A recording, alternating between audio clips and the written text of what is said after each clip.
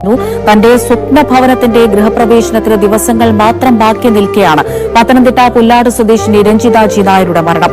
4 ദിവസത്തെ അവധി കഴിഞ്ഞ് ലണ്ടനിലേക്കുള്ള മടക്കയാത്രയിലായിരുന്നു അപകടം. സ്കൂൾ വിദ്യാർത്ഥികളായ 2 കുട്ടികളുടെയും ക്യാൻസർ രോഗിയായ അമ്മയുടെയും ഏകാശ്രയമായിരുന്നു രഞ്ജിത. 5 വർഷത്തെ പ്രവാസ ജീവിതത്തിലൂടെ സ്വരൂപിച്ച സമ്പാദ്യം മുഴുവൻ ഉപയോഗിച്ചായിരുന്നു രഞ്ജിത തന്റെ സ്വപ്ന ഭവനം നിർമ്മിച്ചത്. പക്ഷെ ആ വീട്ടിൽ ഒരു ദിവസം പോലും ജീവിക്കാൻ രഞ്ജിതയ്ക്കായില്ല. പഠനത്തിലും ജോലിയിലും ആത്മാർത്ഥതയും മികവും പുലർത്തിയിരുന്ന രഞ്ജിത പ്രവാസ ജീവിതത്തിനിടയിൽ തന്നെ PSC പഠനം നടത്തി സ്റ്റാഫ് നഴ്സായി ജോലി നേടി.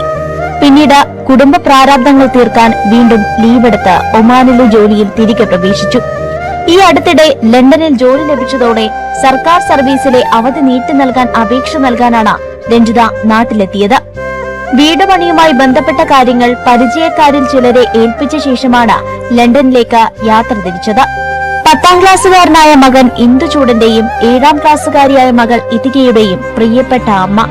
ക്യാൻസർ രോഗിയായ മാതാവ് തുളസിയുടെ പ്രതീക്ഷ കൂടിയായിരുന്നു മകൾ.